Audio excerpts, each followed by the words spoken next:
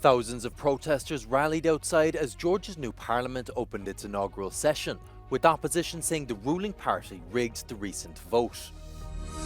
Ahead of snap elections in February, Olaf Scholz was confirmed as his party's candidate for the position of German chancellor.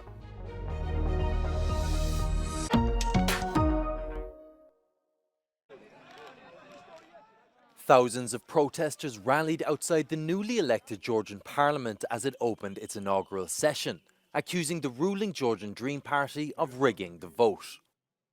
Opposition lawmakers and the country's ceremonial president refused to participate in the parliamentary activities. საქართველოში ვიდრე ქართული ოცნება მყარად დგას, ვერ მოხდება გარე ძალების მიერ მართული. ცალფეხზე მდგომი ხალხი დაკომპლექტებული, ნაირ-ნაირი სახელებისა და სათაურების ქვეშ შექმნილი პარტიების თარეში. ამ არჩევნებზე ჩვენ დაუპირისპირდით სწორედ ასეთ, გარედან მართულ, კოორდინირებულ და ერთიან ძალისხმევას. Observers said the country's recent election took place in an atmosphere marked by bribery, double voting and physical violence. სახეზე გვაქვს კონსტიტუციური გადატრიალება და ხელისუფლების უზურპაცია. ჩვენ უკვე განაცხადეთ, რომ უარს ვამბობთ მანდატებზე და სიასაც ჩავხსნით და ამ პროცედურულ ნაწილს ძალიან მალე გავივლით. Georgia's president filed a constitutional lawsuit saying principles of voting secrecy and universality were violated. საქართველოს კანონმდებლობის მიხედვით პარლამენტს არ შეუძლია ცნოს საკუთარი უფლებამოსილება თუ დეპუტატების მანდატი გასაჩივრებულია საკონსტიტუციო სასამართლოში. თუ დეპუტატების არჩევის კანონიერება გასაჩივრებულია საკონსტიტუციო სასამართლოში. ამ შემთხვევაში 150-ვე დეპუტატის არჩევის კანონიერებაზე მსჯელობს საკონსტიტუციო სასამართლო. აი ამის პარალელურად. ამიტომ ეს შეკრება არის უკანონო. პარლამენტის მიერ საკუთარი უფლებამოსილების დღევანდელი ცნობა არის უკანონო. Critics accuse Georgian Dream of becoming increasingly authoritarian and tilting towards Moscow.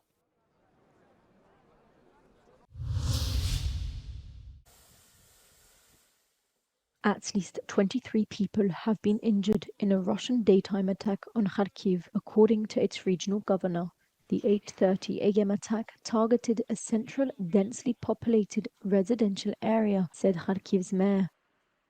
Local authorities reported damaged residential houses as a result of the strike.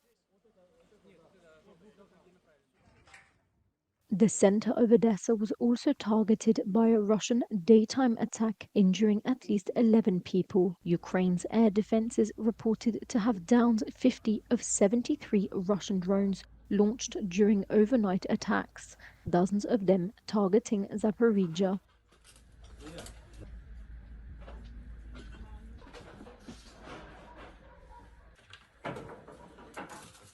In Russia, Kursk's governor reported on his Telegram channel that air defenses destroyed 7 Ukrainian missiles overnight over the region. Russian forces captured a British mercenary named James Scott Rees, who was fighting with the Ukrainian army in Russia's Kursk region, a security source told Russian state news agency. Olaf Scholz has been officially nominated by his Social Democratic Party as its candidate for German Chancellor, ahead of snap elections in February. Scholz is the current German Chancellor, but there were weeks of tense discussions within his party over whether he was the right person for the job. His ruling traffic light coalition, comprised of the Social Democratic Party, the Greens and the Liberal Free Democratic Party, collapsed earlier this month after he fired his finance minister.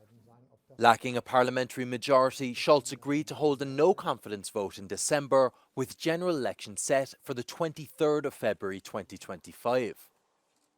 Some Social Democrats had rallied around German Defence Minister Boris Pistorius, who enjoys higher approval ratings as a replacement for Scholz. Pistorius said he wasn't available to run for Chancellor last week, paving the way for Scholz at the top of the party's ballot. France's far-right leader Marine Le Pen warned she might topple France's minority government by the end of the year if the budget bill isn't changed, threatening a confidence motion. Le Pen said she expressed red lines, including a refusal to raise electricity taxes and the need to increase state pensions from January. Conservative Prime Minister Michel Barnier's cabinet is forced to rely on the far right's goodwill to be able to stay in power. Barnier's cabinet is mostly composed of members of his Republican Party and centrists from President Emmanuel Macron's alliance. The budget bill for next year must be passed by December 21st. Last month, the government survived a confidence vote brought by the left-wing coalition because the far-right group abstained from voting. Pour soigner toujours plus de patients. Tight security surrounds the G7 foreign ministers' two-day summit in Italy, which kicked off on Monday. Leaders face mounting pressure to push forward diplomatic efforts aimed at ending the wars in the Middle East and Ukraine. The summit is being held in the medieval town of Fiughi, southeast of Rome. Hopes for brokering a ceasefire in Gaza and Lebanon are foremost on the agenda. As the G7 ministers arrived in Italy, Israel's ambassador to the US, Mike Herzog, told Israeli Army Radio on Monday a ceasefire deal to end fighting between Israel and the Lebanon-based Hezbollah could be reached within days. Ministers from Saudi Arabia, Egypt, Jordan, the United Arab Emirates and Qatar, as well as the Secretary General of the Arab League, are also present in the event.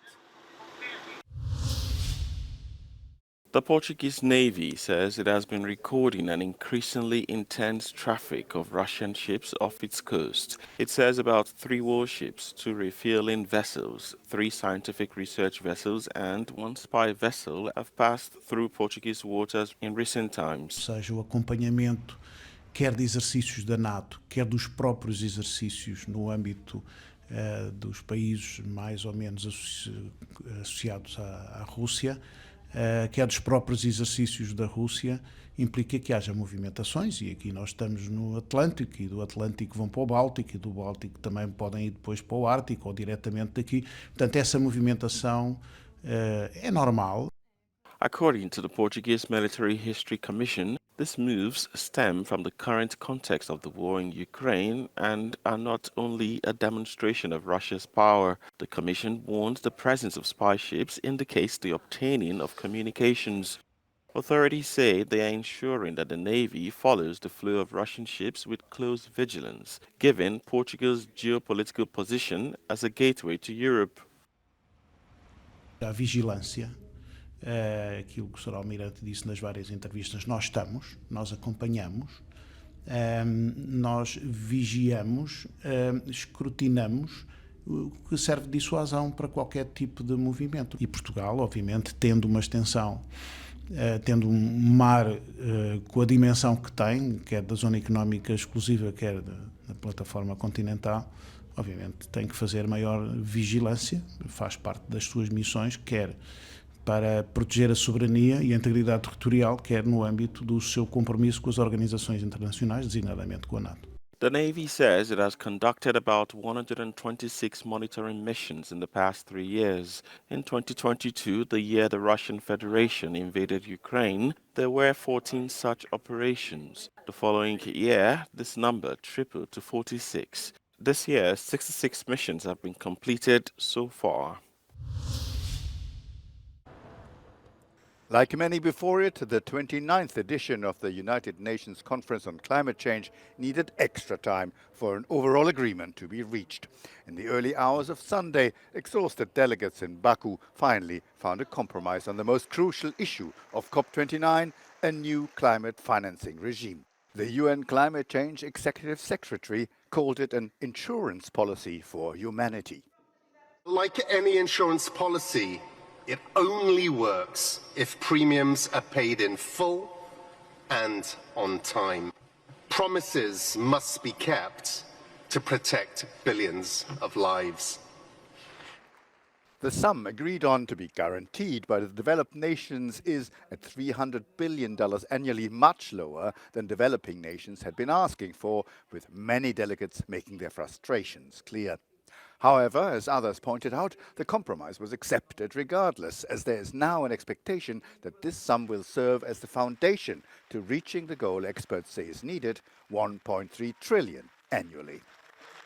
It was very important for the African group to have that number, 300 billion by 2035, as a floor and not a ceiling.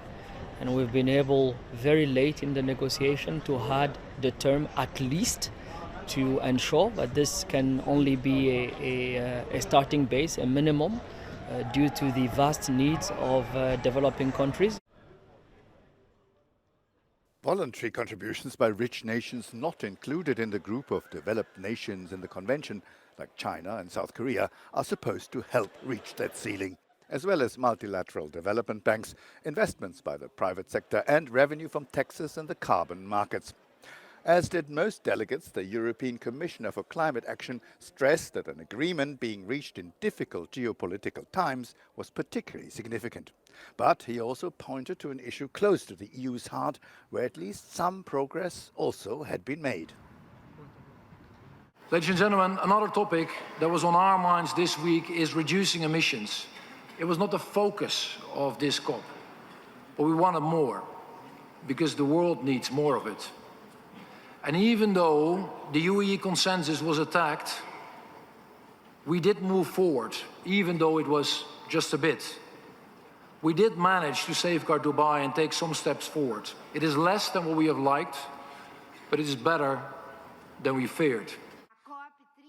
Next year's UN climate conference will be hosted by the Brazilian city of Belém, where, among other issues, mitigation in general and the Amazon rainforest in particular will take center stage.